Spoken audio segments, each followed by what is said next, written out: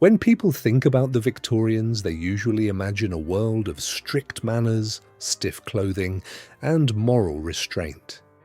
It is an era remembered for discipline, repression, and an almost obsessive concern with respectability. But beneath that polished surface was something much darker and far more fascinating. Victorian society was deeply, intensely preoccupied with death, and perhaps no one embodied that better than Queen Victoria herself.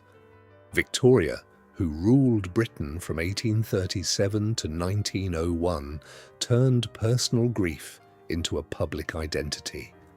After the death of her husband, Prince Albert, she did not simply mourn him for a few months or even a few years. She continued mourning him for the rest of her life. She wore black daily, surrounded herself with reminders of him, and preserved parts of their domestic life as though he had never fully left. Her grief became part of the image of the age itself. But Victoria was not unusual in the broader culture she belonged to. The Victorian world did not treat death as something distant or hidden away. Death happened at home. Families lived with illness, loss, and mourning in a way that was far more immediate than many people experience today. Because of that, they created a whole system of rituals, expectations, and superstitions around grief. Mourning was not simply a private feeling. It was a public duty. It had rules, stages, and visible signs. And if those rules were not followed properly, people noticed. In many ways, Victorian mourning became a kind of social language. The way a person dressed, behaved, received guests, decorated the home, and even expressed sorrow all sent messages to the outside world. Grief had to be shown, but it also had to be shown correctly. Some of those customs do not feel so strange to us now. People still bring flowers to funerals. Families still gather for food after a burial. There is still a sense that death should be met with ceremony and visible respect. But other Victorian practices went much further, and today they feel eerie, even unsettling. One of the most famous examples is post-mortem photography. Photography was still relatively new during much of the Victorian era, and it was also expensive. Most ordinary families did not have endless opportunities to take portraits the way people do now. There were no phones, no casual snapshots, no endless family albums filled with everyday moments. For many households, a photograph was a rare luxury. That is part of what made post-mortem photography so significant. When a loved one died, families would sometimes gather money to have a final photograph taken. In some cases, it was the only image they would ever have of that person. To modernize the idea of posing with the dead may seem disturbing, but to the Victorians, it could be an act of remembrance, a last chance to preserve the face of someone they had lost. It was not meant to be grotesque. It was meant to resist disappearance.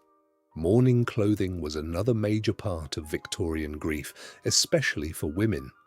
A widow was expected to enter mourning in a highly structured way. This was not simply a matter of wearing black for a funeral and then gradually returning to normal life. Victorian mourning was divided into stages, and each stage came with its own expectations. The earliest phase, often called deep mourning, was the strictest. A widow was expected to wear plain black clothing along with a veil for a long period of time. This stage signaled the rawest, heaviest form of grief. After that came a second period in which some of the rules eased slightly. The veil might be removed, but dark clothing still remained essential. Then came a final stage, often referred to as half mourning, in which limited colour could begin to return, though only in restrained ways. Even then, Appearance had to remain modest and subdued. Nothing bright, flashy, or festive was acceptable. And it was not only widows who were expected to dress for grief. Other relatives could also wear mourning clothes for extended periods, sometimes for years. In a society with high mortality rates, people could spend large parts of their lives marked outwardly by death. Because these customs were so complex, guides were published to teach people how to mourn properly. These mourning manuals explained what to wear, how long to wear it, how to behave in public, what kind of social events to avoid, and how grief should be presented. Mourning became so formalized that it created its own industry. Grief was no longer just emotional, it was instructional. Among the stranger customs associated with Victorian mourning were tear bottles, sometimes described as small vials used to collect tears. Whether every detail of the later popular image is accurate or not, the very idea captures something essential about the era. Victorians often treated grief as something that could be ritualized, displayed, preserved, and even measured. Sorrow was expected to be visible. It had physical symbols. Another striking practice was the expectation that the dead should not be left alone in the home.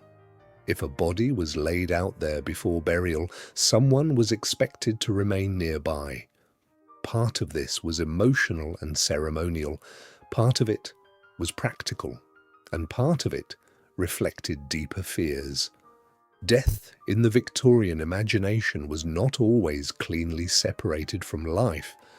There was anxiety about whether someone was truly gone, concern about spiritual presence, and a general sense that the dead required careful attention. That same mixture of grief and superstition appears in the custom of covering mirrors and other reflective surfaces. In a house where someone had died, mirrors might be draped in black cloth. Portraits and polished objects could also be covered. On one level, this transformed the home itself into a space of mourning. Brightness and vanity were pushed aside. The entire room reflected sorrow. But there was also a darker belief behind it. Some thought mirrors could somehow trap spirits, reflect death back into the home, or create danger for the living. In a culture already rich with superstitions, the mirror became more than an object. It became a possible threshold between worlds. Covering it was not just symbolic. For some, it was protective. The home itself played a central role in Victorian death rituals.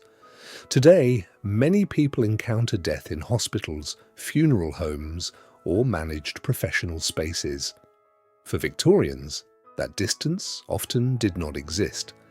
The dead were frequently laid out in the family parlour.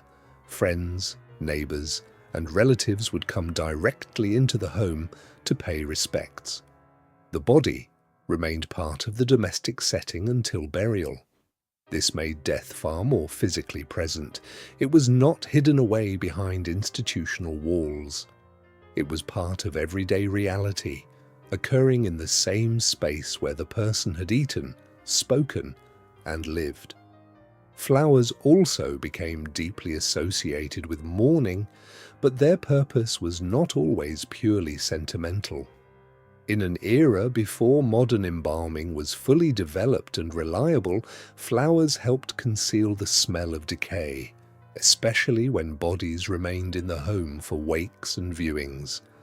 They brought beauty, certainly, but they also served a practical function. What later became a symbol of respect had once helped deal with a much harsher reality.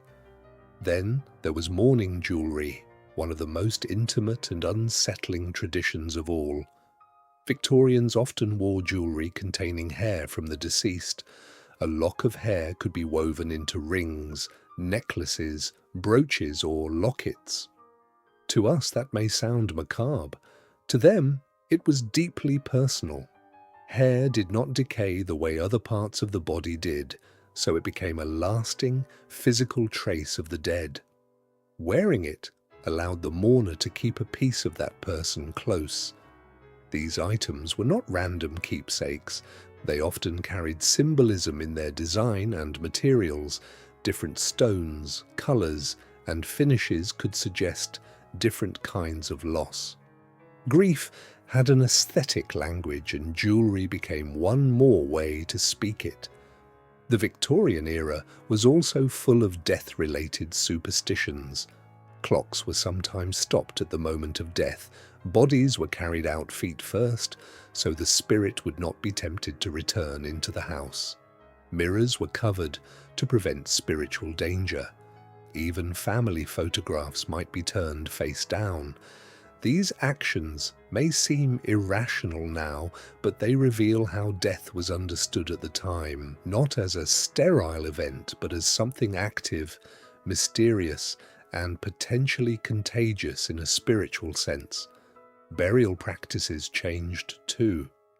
As public cemeteries became more common, graves became more elaborate. Tombstones and memorials grew larger, more decorative, and more expressive. Families wanted to mark loss in a visible, lasting way. Memory was carved into stone. Mourning moved beyond the house and in. Victorian death culture is so interesting because it was both deeply sincere and highly theatrical. Its customs could be strict and oppressive, controlling how people were expected to grieve, but they also came from a society that accepted death as a constant part of life. Instead of hiding it, the Victorians gave death ritual, meaning, and visible expression. That is why their mourning traditions still fascinate people today. They may seem strange or eerie, but they reflect an unusually direct and honest relationship with loss.